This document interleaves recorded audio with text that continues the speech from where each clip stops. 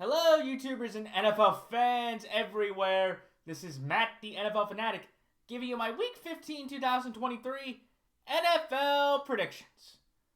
Well, for the Fanatic this week, this was probably the second worst week I have had the entire season. My goodness, do I want to take this week and stick it where the sun doesn't shine, even though the sun is shining right back out of my window right now. But it was an absolutely dreadful, horrific week in terms of just my predictions. So many upsets, bizarrely, in just how the games ended. A couple bad 50-50 breaks didn't go my way. One couple that I regret, even though I thought they were 50-50 games. One game that I got to push off of with the Vikings Raiders. But the good news is we're done with the buys now. We are in the 64-game stretch instead of the $64,000 question. It's a 64-game home stretch for the regular season. I am thrilled about it. And there is a lot to be decided in many different ways, especially in the wildcard pictures for both conferences. So I'm incredibly excited about that. So last week, just for everybody to show how miserable and sad I was this past week, I was 5-9-1 against the spread and 5-10 straight up. That equals up to 37% against the spread and 33.3% straight up. Just horrific weeks. Took the Colts, and I thought a 50-50 game was tied at half.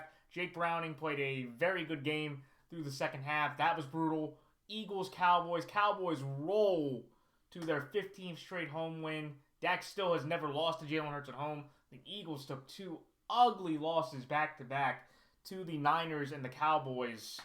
And I definitely think now it is objectively a three-team race between the Niners, Cowboys, and Eagles. I think the Niners are clearly, in my opinion, the best team not only in the NFC but in the entire NFL. But then in the NFC, if you want to say Cowboys, Eagles, Eagles, Cowboys, it's about a 50-50 thing. I would say right now the Cowboys have the edge because they played better in both divisional games. Though you could argue for the Cowboys, they still have the worst loss because they lost to 3-1 Cardinal team. You know, you could argue, look, the Eagles lost to the Jets, but hey, the New York Jets just blew out the Houston Texans 30-6 in a game that everybody thought that would happen. So, if everybody hears my sarcasm there. But now that puts my overall records for against the spread straight up for the year now through 208 games at 101-102 with 5 pushes, which equals 49.8%. And straight up now, I am 124-84, which equals 59.6%. So that is very unfortunate. So I am definitely not going to get to around my average percentage of my usual 65%. I'm going to be trying to shoot for 62, 63 by the end of the year with this stretch coming up. So that was brutal. But again, who would have thought the Houston Texans would have got blown up by 24 points to the New York Jets? Who would have thought that the Tennessee Titans, who were 13.5-point underdogs entering last night, would have put off the biggest upset against the spread and straight up the entire year? Who would have thought that? Colts, Bengals, and Cowboys, Eagles were 50-50s. Bills, Chiefs, that was brutal. Kadarius Toney is an absolute scrub. That ski mask that he was wearing, I wish some other people in ski masks would take him and just throw him out, throw him out of the locker room in Kansas City because, my God, he's cost them 2 games. He also had some other. He has all these pre-snap penalties. He's a snowflake, when it comes to, and that guy has been one of the biggest busts of that draft class. And you can see the Giants have won more games without him, or the Giants are perfectly fine without him. There's a quarterback difference there, but who knows? But that was crazy. I hated that Mahomes and Reed griped and moaned about calls and officiating, and Mahomes went up to Allen right after the game, and instead of giving him congratulations for winning. By the way, the Bills are the first team, I think, in the Andy Reid Mahomes era to go into Kansas City 3 consecutive years and beat the Chiefs at home. That's a pretty impressive feat, even though the Bills have had a very rocky season. But it's one of those things to where, just so many weird 50-50 losses, awkward moments. Tampa Bay, Atlanta. Weirdly, an NFC South type game. 2 teams that objectively were bad. And Atlanta kind of had the momentum, and then essentially it blew up in their face at the end with Baker putting up one of his clutch moments at the end. And now the Bucs have the division lead. I don't know if they hold on to it, with their schedule with Jacksonville, I think, being in the way. Jacksonville, Carolina, New Orleans to end it. if that Jacksonville loss happens next week, I believe, I do think the Saints probably are still going to probably be able to take that division. Just because I don't know about Atlanta with their schedule, especially with their competition coming up. So we'll see.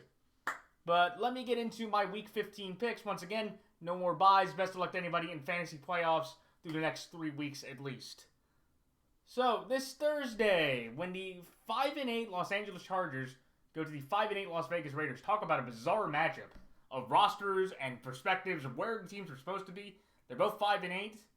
But the Las Vegas Raiders are 3-point favorites in this game. I am going to take the Las Vegas Raiders here straight up, but I'm going to take the Los Angeles Chargers +3. Then on Saturday, for the Saturday triple header, it is that time. College football season's over, so we will have Saturday games for the last 3 to 4 weeks of the season. So when the 7-6 Minnesota Vikings travel to Cincinnati to take on the 7-6 Cincinnati Bengals, the Cincinnati Bengals are 3.5-point favorites in this game. Give me Cincinnati here, -3.5, and Cincinnati straight up. Then the next game, when the 7-6 Pittsburgh Steelers travel to Indianapolis to take on the 7-6 Indianapolis Colts for a crucial number 6 wildcard seed tiebreaker. The Indianapolis Colts are 2.5-point favorites in this game. Give me Indianapolis here, -2.5, and Indianapolis straight up. Then the next game, in the Saturday night end of the triple header, when the 7-6 Denver Broncos travel to Detroit to take on the 9-4 Detroit Lions. The Detroit Lions are 5-point favorites in this game. In my biggest upset of the week, I'm going to take Denver here +5 and Denver straight up outright to beat the Detroit Lions this week. Then on Sunday, when the 6-7 Atlanta Falcons travel to Carolina to take on the 1-12 Carolina Panthers, the Atlanta Falcons are 3-point favorites in this game. Give me Atlanta here -3 and Atlanta straight up.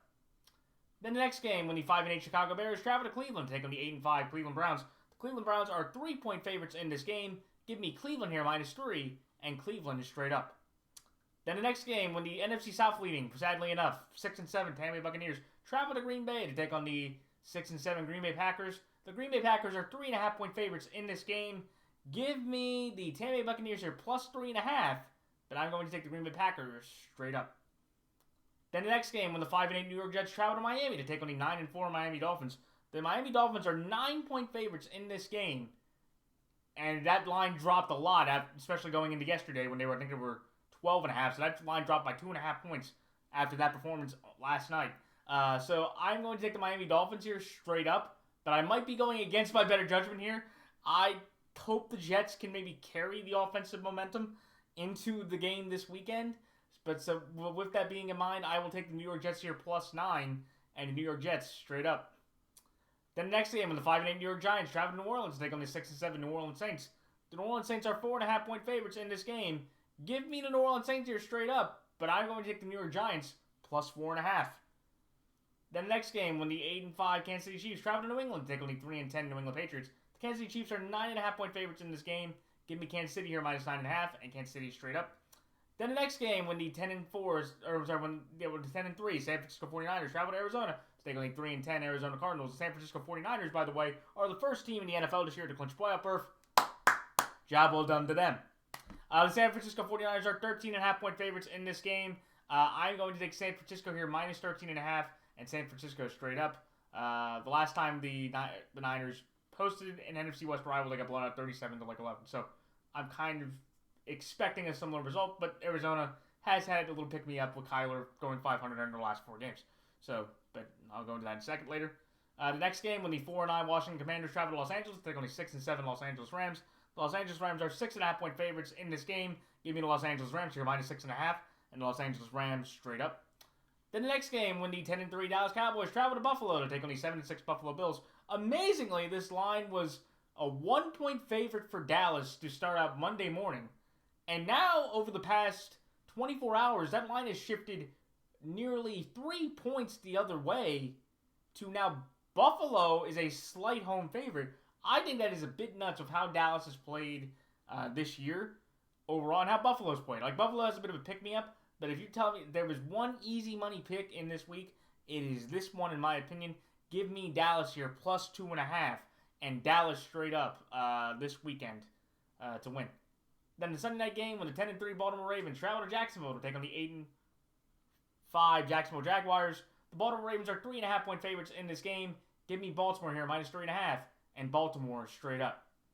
And then in the Monday night game, the first ever Monday night flexed game, when the 10-3 Philadelphia Eagles travel to Seattle to take on the 6-7 Seattle Seahawks. Philadelphia Eagles are 3.5-point favorites in this game. Give me Philadelphia here, minus 3.5, and Philadelphia straight up. All right, it's time for my quick thoughts on each game. The Las Vegas Raiders over the Los Angeles Chargers. This is one of those games to where the whole crux of this idea is based on the fact that Justin Herbert broke his right index finger on Sunday against the Denver Broncos, and he could be out for the season. He's probably out for Thursday's game, but from what I heard, he is talking to specialists to see if he should play or not. And to me, it's one of those arguments to where I see it to where I don't really see how this is going to go. But I just feel like when you look at this Charger team, it has just been an abject disaster. They really have missed Corey Linsley, who's been out with a medical condition for all year, and I hope he gets better. He may not be able to play again, depending on his condition.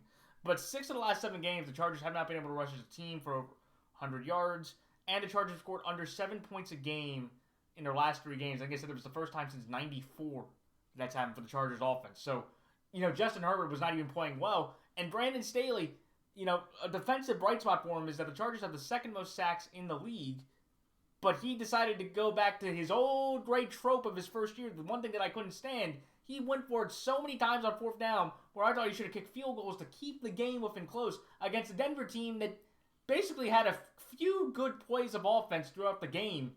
And it could have been a close game that they could have won, but the Chargers, how did they lose? They won 1 of 6 on 4th down. And, for the Raiders, this is one of those weird moments to where, look, the Raiders' offense was abject. It was an abject failure, in my opinion. The Raiders tied the NFL record with the Vikings for the second lowest scoring game in NFL history at 3-0. By the way, the lowest scoring game in NFL history was the immortal 2007 game, Miami at Pittsburgh, where the final score was Pittsburgh 2, Miami 0. Talk about a pipe in that smoke. Ugh. And I do want to shout out to Raider defensive end Max Crosby, though. One of 4 players through his first 5 seasons with 50 sacks, 300+ tackles. Job well done to him. He's been probably the one bright spot of that Raiders defense the entire year. Though the Raiders had a season low in total yards. And for the Raiders, the one thing that has continually been a problem for the Raiders is offensive turnovers. That was their 6th game this year where they've had 3 offensive turnovers in one game, and you're never going to win games like that. And Josh Jacobs, look, he has about 800 yards, but he also has the most rushing attempts in the league. And when you have the most rushing attempts in the league, you should be able to maybe have a better rushing total than that. So, with the Herbert injury and everything going on, I'm going to take the Raiders because even though Aiden O'Connell and that offense, and by the way, for everybody out there quickly, the Antonio Pierce story, if he loses the Easton Stick, and I know people don't want to admit this, okay, Antonio Pierce is not that guy. Anybody out there that all these the undisputed pundits, the Keyshaws and all that want to defend Antonio Pierce getting that job, he hasn't earned it. That was a piss-poor, cruddy offensive effort. And he's the head coach of that team. You can brag about how in 2 of his 4, he won his first 2 games against the Giants and the Jets. I don't know if he would have beat the Giants now, and you could argue he shouldn't have beat the Jets if Zach Wilson, didn't throw that pick.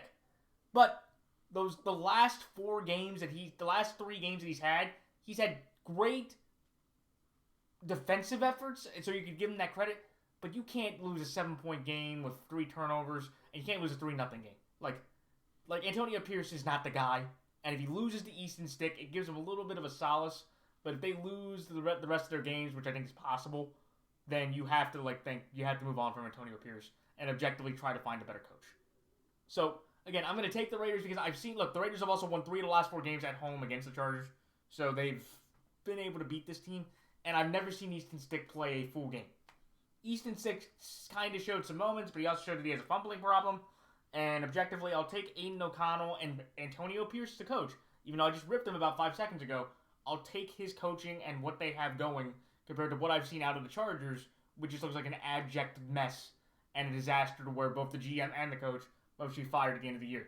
But the Aiden O'Connell score was so bad, I have to take the Chargers +3 because objectively the Chargers could win because Easton Stick could outplay Aiden O'Connell. I don't think he will. I'll trust the coaching of Pierce and over Staley, but that's why. Pierce over Staley and being at home are the reasons why I'm going with the Raiders. If the Chargers win, it's not a big deal either way who wins or loses.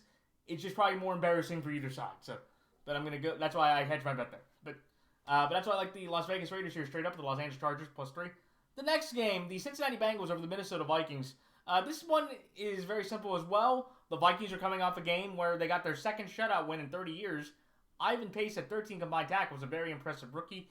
But the Minnesota Vikings had significant injuries to Justin Jefferson, Brian O'Neill, and Alexander Madison. Justin Jefferson, fortunately, has a chest injury, and he's considered day-to-day, and he has a chance to play Saturday, which would be huge. The only problem is the Vikings have shown that Josh Dobbs' pastronaut rise. He was floating up to the moon, and here comes the crash landing to the pastronaut. Right back to the reality of what we all knew Josh Dobbs was throughout his entire career. He got benched, and it's probably going to be Nick Mullins starting. Nick Mullins, by the way, has the same, basically identical stats as Andrew Luck through about 17 or 18 starts. That's a true fact. But with that being said, though, Nick Mullins has just been so awkward, and he has not been on the field at all this year. He suffered a back injury. That you have to go with the you have to go with the Bengals in this game, in my opinion, based on how well Jake Browning has played through the past couple games. Okay, he has a 79.3 completion percentage through his first 3 starts, and he has 856 passing yards in his first 3 career starts, and he's the third quarterback. Only Herbert, and him are the only 2 quarterbacks with a completion percentage of over 70% and over 800 passing yards in their first 3 career starts. So job well done to him. He's showing that, even if I think he should be the Bengals backup long term, but even if he doesn't end up getting the Bengals backup job long term, objectively, you have to, in my opinion, give the guy a job. He will have an NFL job somewhere because he is showing in this offense that he can be an effective quarterback. And he's actually somewhat played just as well as Joe Burrow has in this system so far. And look, the other Bengal positives are that Chase Brown had 166 scrimmage yards, the brother of Sidney Brown, the Eagles' third-round safety. And the Bengals held the Colts to a season low, about 48. The Bengals defense stifled the Colts' running attack, which has been a big, significant part of their team, to a season low in rushing yards. And Jake Browning had 3 40-plus yard completions on the day. So he was chucking the ball up and down the field against the Colts. And also, for the second time in Zach Taylor's career, he won back-to-back games without Joe Burrow. Kind of amazing that, through Taylor's entire tenure, which is going on 5 years, he only wouldn't be able to win back-to-back games only twice without Joe Burrow. I think if the Vikings had a more competent quarterback, if they had Kirk Cousins, I think this game would have been really tight. But objectively, after what you've seen over the last couple weeks with the decline of, the pastronaut and the Vikings quarterback situation, even with the help of Brian O'Neill, their center, Alexander Madison, we don't know of, there's just so many injuries on the Vikings, and they were barely lucky to get out of that win, that I can't objectively take the Vikings in this game with Mullins at quarterback going up against Jake Browning, who is gaining confidence and is just playing better and more consistent as a team. And I don't know if the Bengals make the playoffs, but they are going to be in this thing to the very end, which I think is going to be incredibly impressive. But that's why I like Cincinnati here, -3.5, and Cincinnati straight up. The next game, the Indianapolis Colts over the Pittsburgh Steelers. This is one to where, it's something to where, look, Kenny Pickett yesterday was ruled out by Mike Tomlin, which was no surprise. They said this ankle sprain was going to be a 2 to 4 week injury. So now the next key date will be next Monday. Or next Monday or Tuesday, if he can somewhat start practicing to get ready for the Bengals game on Christmas Eve. But amazingly, for the Steelers, they should be a 9-4 football team and should be firmly in the 5 spot in the AFC wildcard picture. And only 1 game back of the Baltimore Ravens. But Mike Tomlin and the Steelers made history in all the wrong ways. The Steelers are the first team in NFL history to lose back-to-back games to teams 8 games under 500 in NFL history for an above 500 team. Mike Tomlin, by the way, a very good coach. is now 3-9 all time against Bill Belichick. So even without the Tom factor, Mike Tomlin somehow still can't seem to beat Bill Belichick very often. They lost last year in a weird game with Mac Jones, with Mitchell Trubisky. Also, for the first time in 5 games, the Steelers were held to under 100 rushing yards as a team. And the Steelers had 2 significant injuries, Alex Highsmith suffering a neck injury, and TJ Watt right now is in the concussion protocol. I think one of the bigger issues I have is that 6 of the past 7 games, George Pickens, they're probably their best overall receiver, has been held to under 59 yards receiving. So he is not getting the ball enough. I think his attitude isn't the best, and also I think a lot of those Steeler players aren't in a great spot. But it's one of those ideas to where, for me, I look at the Steelers and say, you have too many, it's very, in my opinion, Jets-esque, just of a better-looking coach, or just of a better-looking coach in terms of record, and as a human being. A better-looking coach that understands the defensive side of the ball. Pittsburgh has had defensive stars and has played outstanding defense in terms of points the entire year. But their offensive staff are a bunch of clueless, hapless, dolts that don't seem to understand how to get the offense going any single which way. You have Najee Harris, who shows loser intangibles every interview he does. Every, conversation he has where he tells Mitch Trubisky, hey, do you like Mitch? Well, I guess. George Pickens throwing temper tantrums, Deontay Johnson giving lack of effort.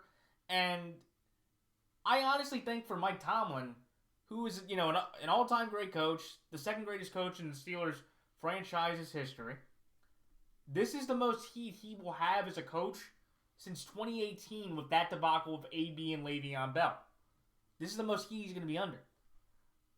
I don't think they will fire him, but I do think it'll be time that Byron Leftwich or Eric Bieniemy, if or when he gets fired from the Washington Commanders staff, that he needs to bring that type of offensive mind in to try to help spurn this offense. And look, for the Colts, it was Matt Gay missed a field goal and an extra point early. That was 4 quick points that should have made it an 18-14 game going on. I don't know if they would have kept going on at that point. And the Colts, look, it's kind of a weird. It's the most horrific looking force versus the constantly moving object, because the Colts have a bottom 7 defense in terms of points and yards, and they have been getting ripped by everybody recently. Even though I do want to shout out Samson Ebukam for leading a team with 8 sacks. But objectively, when you look at these 2 games, the way Mitchell Trubisky has played throughout the year, in a start and in the 3 relief appearances, I'm going to trust Gardner Minshew with that offensive line to be able to make some plays and just be able to outcoach Mike Tomlin's offense just from what I've seen. I think the Colts defense can make some stops. They have some good playmakers. Ronnie Harrison had a big pick 6.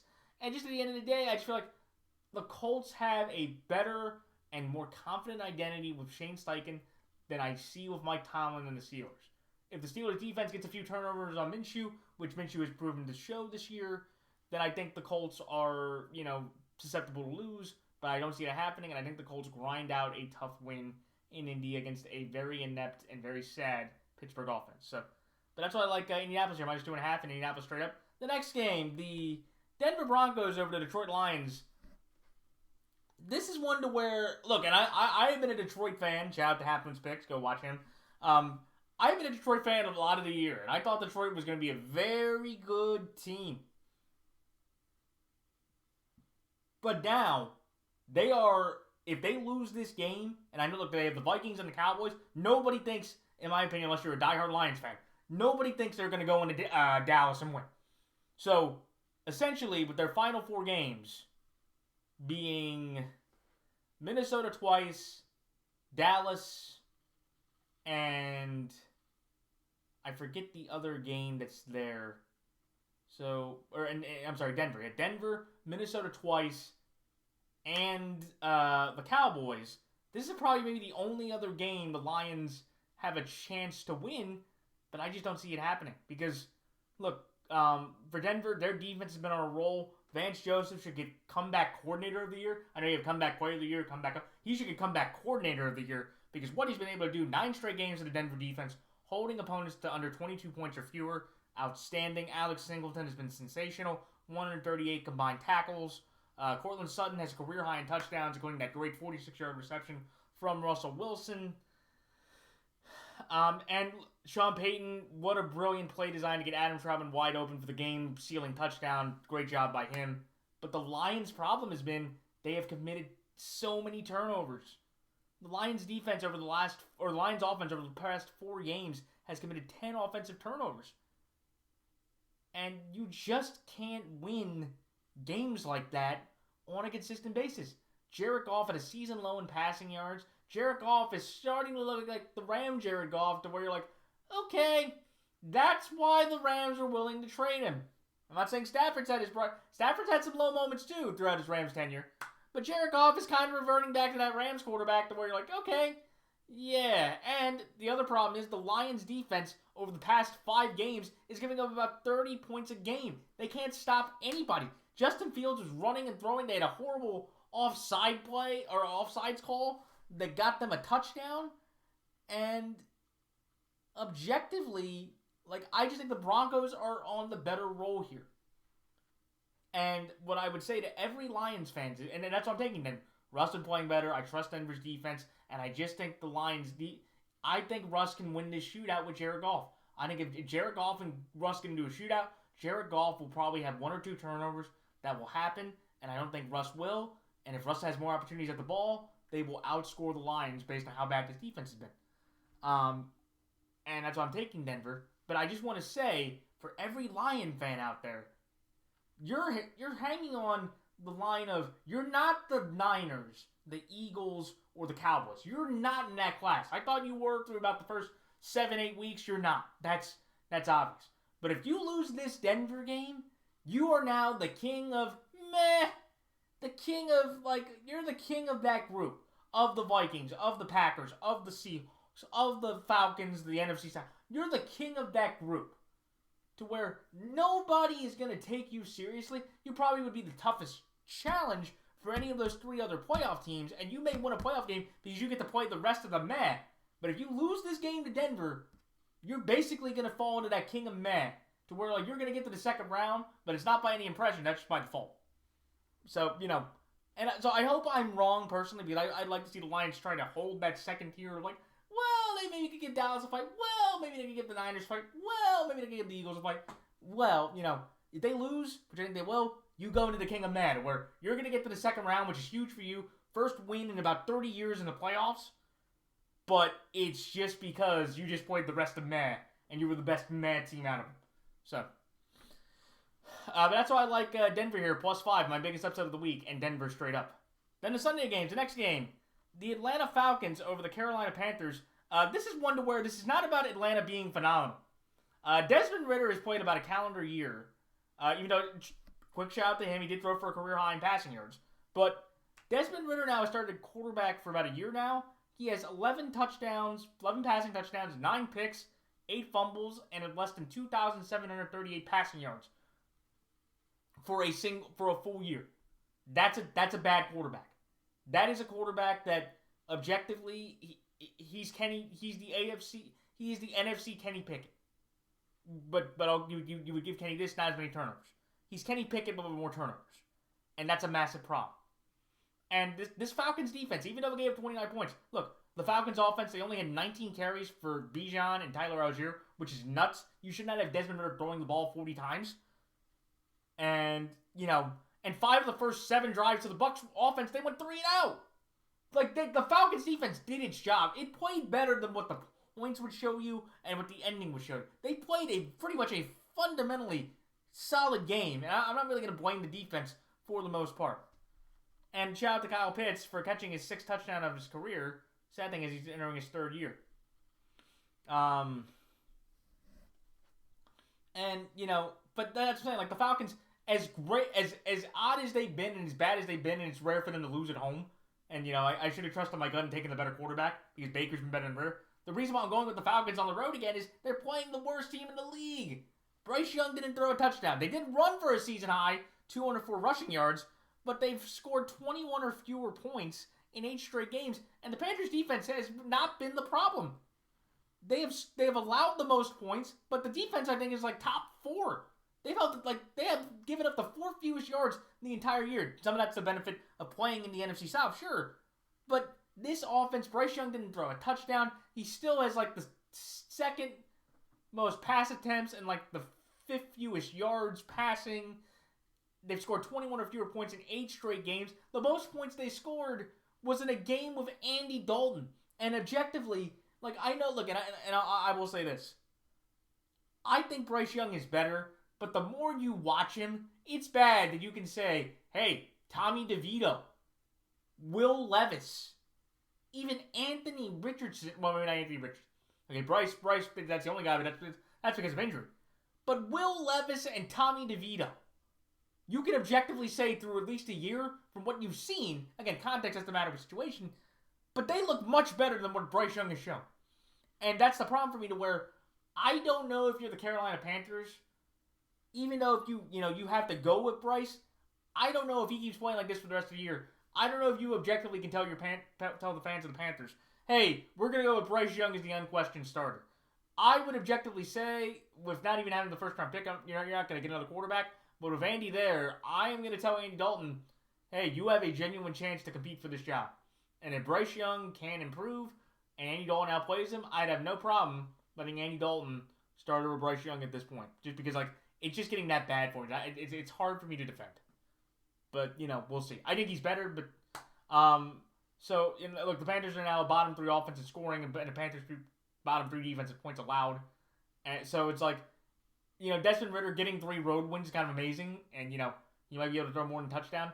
But the reason I'm going with Atlanta is not because of Atlanta's greatness, but Carolina's ineptitude at this point. So, but that's why I like Atlanta here, -3 and Atlanta straight up. The next game, the Cleveland Browns and the Chicago Bears. Look, I want to shout out Justin Fields real quickly. Justin Fields playing in the pocket. His last 17 starts, he's had over 4,200 yards, 33 total touchdowns, and 12 picks. Fields is also the 3rd quarterback in NFL history to have 2,000 or more rushing yards through his first 3 years, joining Lamar Jackson and Cam Newton. So he has been definitely fantastic in terms of the dynamic offensively. He's played more efficient football. And to me, when I look at it, saying, DJ Moore having a very good year for the Bears, a 1,071-yard season, 7 touchdowns, the big game-changing touchdown in the game. But also for the Bears defense, Matt Eberflus has done a very good job with their run defense. They have the 2nd best overall running defense in the league. And the Bears defense over the last 3 games has at least forced 3 turnovers in 3 consecutive games. So you're seeing a Denver type of revival here to where now you objectively as the Bears have a question to where if they can win, because they have some, they have the Packers, they have the Cardinals, I think they have the Falcons. That's their 3 of their last 4. If they win 3 of those 4 games, which is possible, I don't know if they, I don't know if they win all of them, but you're gonna look at Justin Fields and Matt Eberflus and say, do we run it back or do we take that number 1 pick and do we not take a quarterback? I think that is the thing that a few weeks ago or how the season began, I honestly thought they were just gonna. Fields did not look this good. Fields didn't look like this promise, and Eberflus had no chance of keeping his job. Now, with the movement to him being the defensive coordinator again, I honestly don't know. But the reason why I'm going with the Browns is the Browns, I feel like, just for this incident, are the more effective team. When you look at Joe Flacco, the 19th quarterback to get 100 wins, the first 2 touchdown game for David Njoku in his entire career. The Browns still have the number 1 passing defense in the league. Joe Flacco had 3 passing touchdowns and over 300 passing yards. There are 1, 2, 3, 4, 5, 6, 7, 8, 9, 10, 11, 12, 13, 14, 16 teams that still haven't had that type of game the entire year. Joe Flacco's come off as coach and in 2 weeks been able to do that. He's earned the right to be the starter. I was happy that Kevin Stefanski, even though I'm not the biggest fan of him personally, he's probably going to get coach of the year. Because, look, Joe Flacco's had 5 TDs, 2 interceptions. Also, I want to shout out Martin Emerson, 2 picks for the first time in his career. And I just think it's one of those things to where the Browns just have too much talent defensively and offensively. That they have the pass rush to get to Justin Fields. And I just think that Flacco can move the ball on this Bears defense. And even though he's had a couple turnovers, he had a couple turnovers against Jacksonville, which made it close. I trust Flacco makes a few less mistakes than Fields for them to win this game. Could the Bears win? Sure. Flacco's still old, and Flacco and Fields are 2 totally different opposite ends of quarterbacks in terms of play and positioning. But I'm going to take the Browns. They're at home. They have, a bit of a better, effective, running aspect. Even though losing DeJuan Jones is huge. He tweaked his knee and he's going to have surgery, so he's out for the year. But I'm just going to trust the Browns with what I've seen with that defense, especially if Denzel Ward gets back, to make a few more extra key stops on field, to have one extra turnover to win the game for the Browns, to get them to a winning record for only the second time in Stefanski's career. That's a rare feat for a Browns head coach. So, that's all like Cleveland here, -3 and Cleveland straight up. The next game, the Green Bay Packers over the Tampa Bay Buccaneers. This is one to where I am taking the Green Bay Packers here.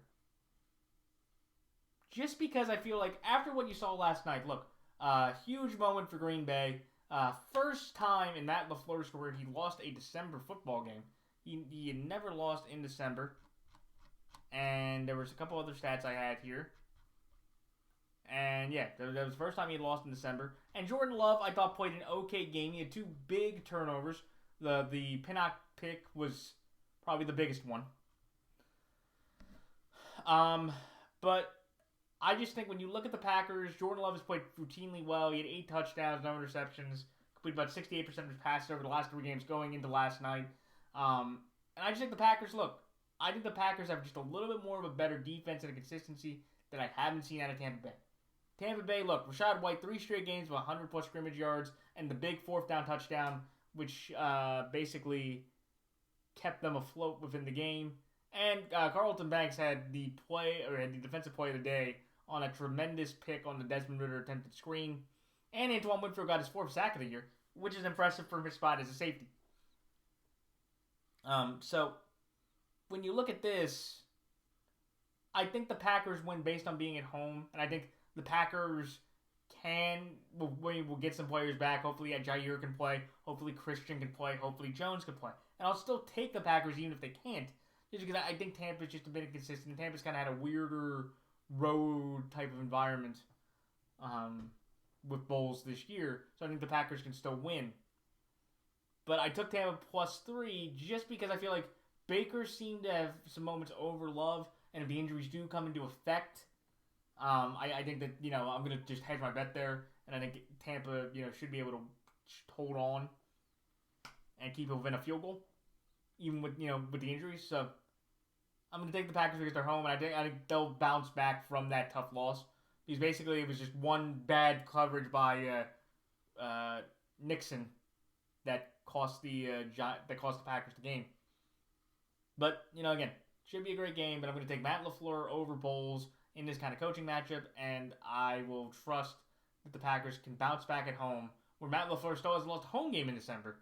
Finally lost the first game on the road, but still never lost a home game, so I hope that mojo will continue going into this week. So that's all I like. Tampa Bay here +3.5, but Green Bay straight up. The next game, the Miami Dolphins over the New York Jets. Look, the New York Jets, for all the Saleh bashing that I've done, and I've done a lot of it, you watch these videos, let me give Robert Saleh about 4 claps, because he objectively had one of the best games I've ever seen from his team. It was only the 5th time in the Robert Saleh era the Jets have scored over 30 points. The second time was Zach Wilson, the quarterback. It was a 0-0 game at halftime. Randall Cobb, who came in when Garrett Wilson went down, caught his 4th pass of the year for his first touchdown of the season. Jeremy Ruckert, a kind of promising tight end if you watch any of the Jets preseason, had a career high in receiving yards, so that was good. And they held the Texans to 135 total yards and 1 of 12 on 3rd down. That was also the best game overall I've seen Zach Wilson play ever. And besides Joe Tippmann, who's been their best offensive lineman, they objectively, have been, that was their most complete game, and kudos to them. And they snapped their 4-game losing streak.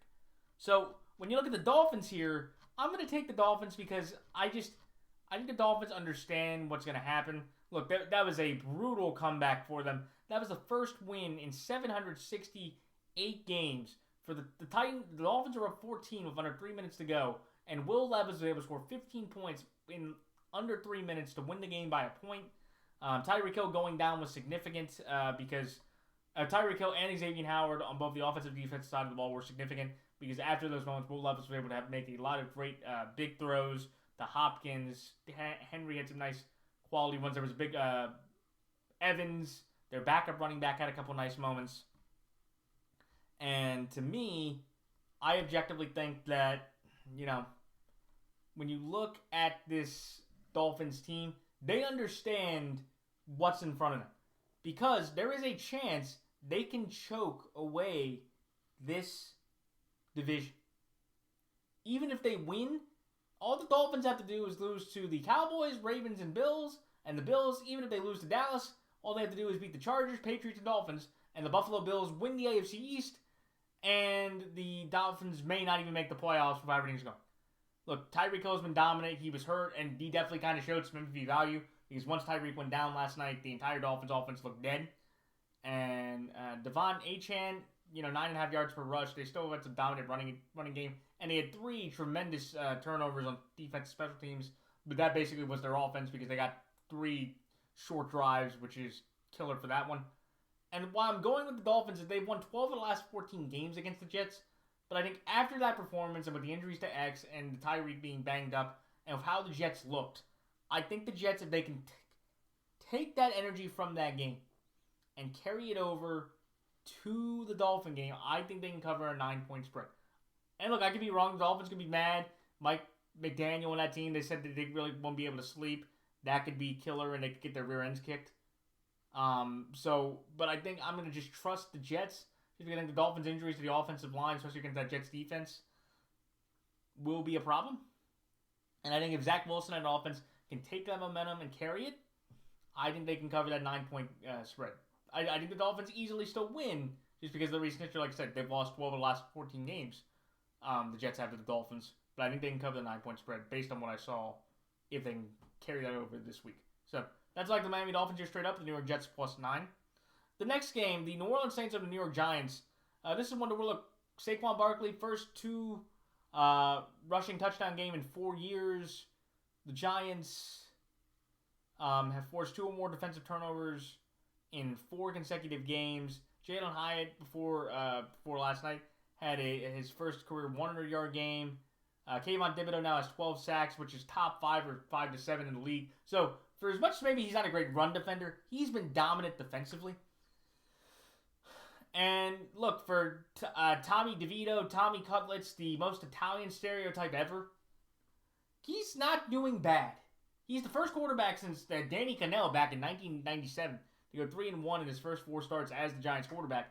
And he kind of has a weird poor man Purdy vibe to where, like, again, you watch him play, and objectively, I think Tommy DeVito is a quarterback that he's on the Desmond Ridder level. Heck, I'd even say he's better than Kenny Pickett. I would take Tommy DeVito today over Kenny Pickett. And you can objectively say, outside of C.J. Stroud, and you could debate Levis, okay? Stroud and maybe Levis. You could make an argument that Tommy DeVito has been probably the second most impressive quarterback in this draft class or in this group of rookies, okay? Because he's been better than Bryce Young. He's been better than Richardson. He's been better than Aiden O'Connell. He's been better than any of those rookie quarterbacks that have been starting or not playing.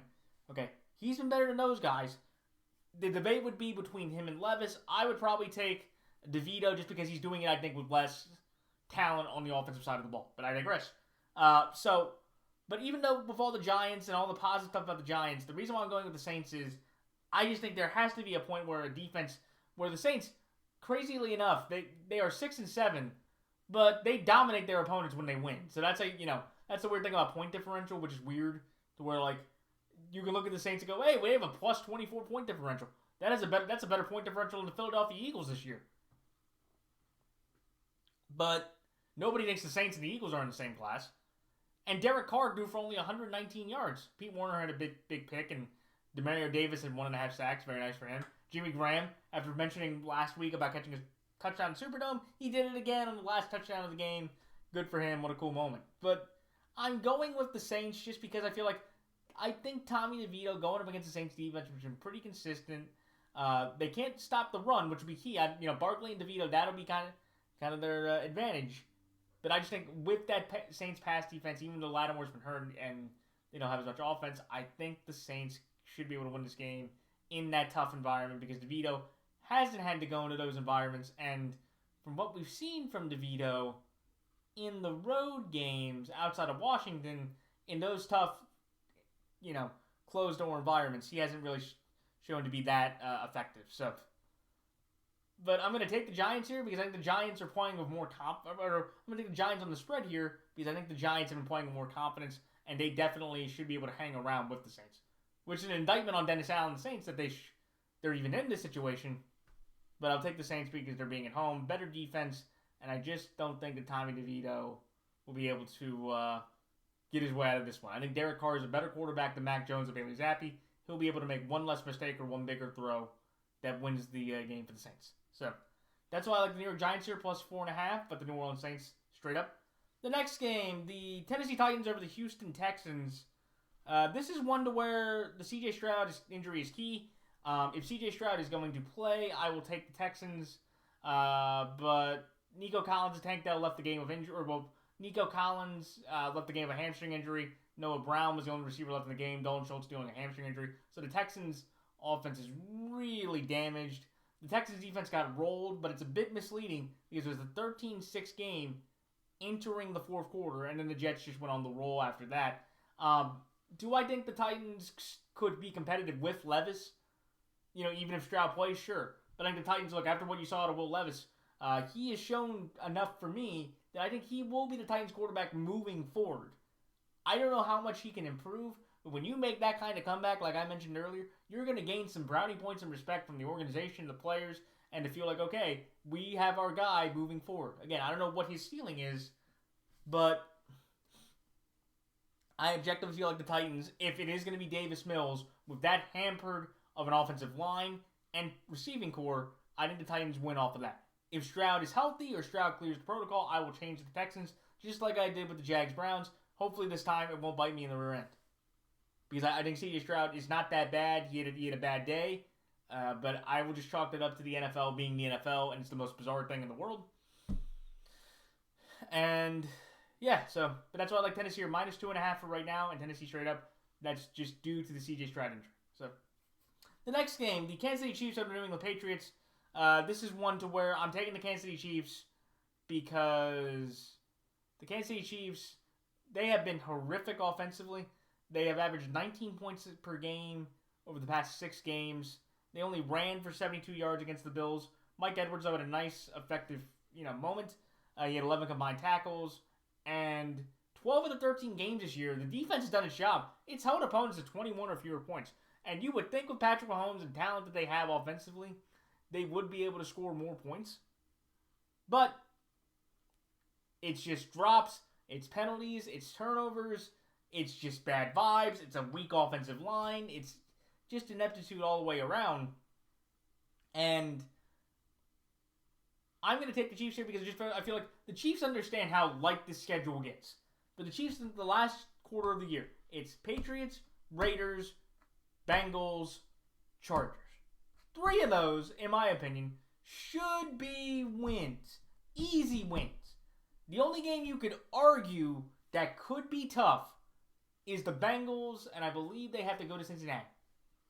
And I think with the way Jake Browning's playing, with the way the Chiefs defense has had some moments, with the way the Bengals defense has played, Jake Browning could beat Patrick Mahomes, which would be huge just for the AFC West and everything going on, especially if Denver wins. If Denver wins out, Denver could somehow find a way to win the AFC West if the Chiefs lose one of those games. I believe, I'm not exactly sure, but we'd have to wait and see.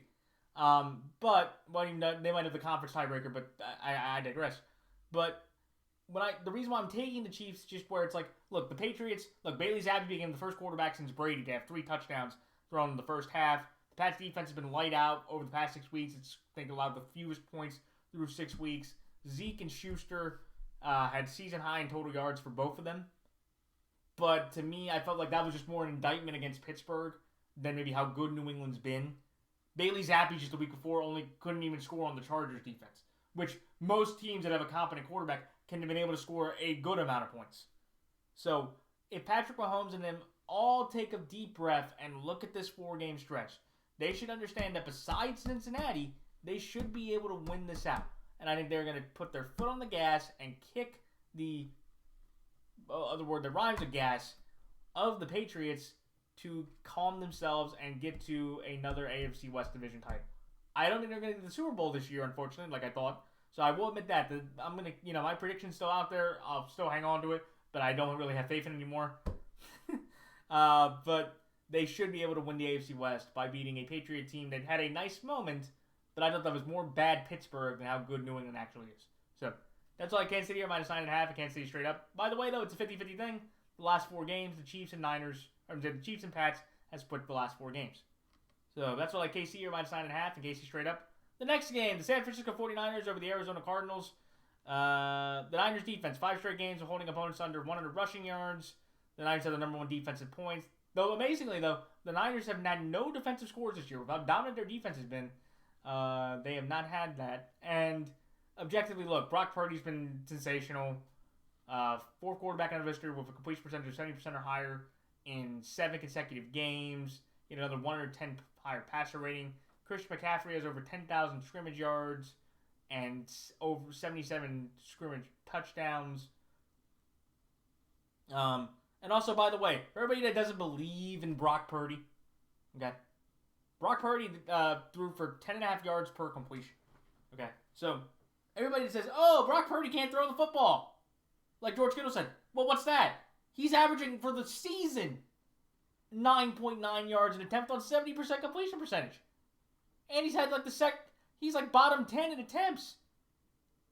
So it's like, look, this dude can play football. And look, the Cardinals, they're 2-2 with Kyler Murray. They had a great comeback win against Atlanta, and they dominated a reeling Pittsburgh team.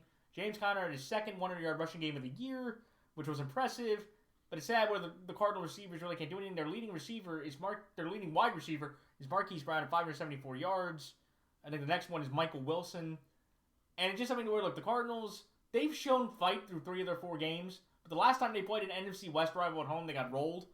And I just think with how the Niners are playing, with how consistent they and how the Niners have played Arizona earlier this year, and just how the Niners played Arizona with Purdy over the last 2 games, I think the Niners just continue to roll and win another one. Could the Cardinals make it competitive? Sure, because through at least the first half, Seattle, Purdy had that tough interception that was off Ayuk's hands. Though I give Purdy about 60% of the blame for that, because Ayuk, it wasn't Ayuk's hand. Ayuk had to reach out for that. But Purdy's just been too dominant for me not to go with him at this spot. So that's why I like the San Francisco 49ers here, minus 13.5 at San Francisco, straight up. The next game, the Los Angeles Rams over the Washington Commanders. Oh, this one's easy because the Commanders have the worst defense in football. Easily. They have been outscored 121-44 over the past 3 games. Stafford threw for 294 yards. He's been on a roll. Puka Nacua, the 3rd player in NFL history with 80 receptions in his first 13 games. He has 1,100 receiving yards in his first 13 career games, joining OBJ, Anquan, and Randy Moss. Byron Young's been a very impressive rookie. The LA Rams have won the last 2 overall in Washington. And Byron Young's been a very impressive rookie. He had the 1 big sack in the Ravens game. Though the key factor that I didn't know about the Rams, they have the lowest ranked special teams in the league. And that's how they lost the game against the Ravens. But I'm taking the Rams here just because even if you could think Sam Howell, who's leading the league in attempts, completions, second in yards, but he didn't get to play, and still in sacks and picks. So, like, even if you think, okay, the Commanders can make a score. The Rams, if you're going to ask who's going to win a shootout between Matthew Stafford and the Rams offense, or Sam Howell and the Commanders offense, I will take the Rams every day of the week because I think the Rams can score 50-60 on that pathetic and inept Commanders defense. Especially since they lost Jamin Davis to a shoulder injury for the rest of the year. So that's why I like the Los Angeles Rams here, minus 6.5, and Los Angeles Rams straight up. The next game, the Dallas Cowboys over the Buffalo Bills. This is one to where, look, like I said, Dak Prescott since week 8, 22 TDs, 2 interceptions since week 8, best in the league, second lowest turnover percentage in the league. And Brandon Aubrey, the best story for Dallas is they have found a franchise kicker, the first one since Dan Bailey. He is the first kicker. He's the first rookie kicker in NFL history to hit 2 59-plus yard field goals in the same game, And ever since he missed his first extra point, he has been 30 for 30 this year. Not the ESPN series, but also decent series if anybody's watching any of those. But he has been 30 for 30 on field goals this year, and he's got a leg that rivals a Butker and a Tucker. I think you could objectively say, if he continues to go, he is arguably going to be, at the end of the year, a top 5 kicker. The only 3 or 4 kickers you could argue he's not better than are Justin Tucker, Harrison Butker, Jake Elliott, and Koo from the Falcons. After that, every other kicker, I would probably take Brandon Aubrey over those kickers, just from what I've seen. So, and the weird thing for me is Josh Allen has the longest streak since Peyton Manning in 2015 for interceptions in consecutive. I think he's thrown an interception in 7 or 8 consecutive games. The Bills have the second best red zone percentage in the league. And they won this game against the Chiefs amazingly with Stephon Diggs having his lowest amount of receiving yards for the year. Which is an amazing thing about it. And the Bills are an awkward team. Like, I don't personally understand how you can go into what Dallas has done. I get the argument of the trap. Buffalo is fighting for their lives, and Dallas is on a roll. Also, Dallas has been rolling at home. They score about 24 points on the road per game a year, and they lost to the Cardinals and Niners in 2 pathetic games. But this Bills team is awkward itself. Like, at the end of the day, look, I still think they can win the AFC East. But there's just no way you can look at Stephon Gilmore, look at Deron Bland, look at how this Cowboys team is just kicking tar out of people, looking at how the Bills offense can't really move the ball, they really can't run the ball, Cook's been okay, and Josh Allen can run through a brick wall, but he's going to give the ball an opportunity to, Deron Bland, who might get his 6 pick 6 of the year. Try saying that 5 times fast. And I just objectively believe the Dallas Cowboys are the better team. Like, I get the Bills, you could argue the cold and all that in December, but the Cowboys have shown you they're a pretty good football team. And if they can win out, which they should be able to be a genuine threat, and the Eagles and Niners, who are going to be the 1 and 2 seeds, should be very concerned about whoever has to play them. So, could the Bills win? Sure, but I'm going to take Dallas here.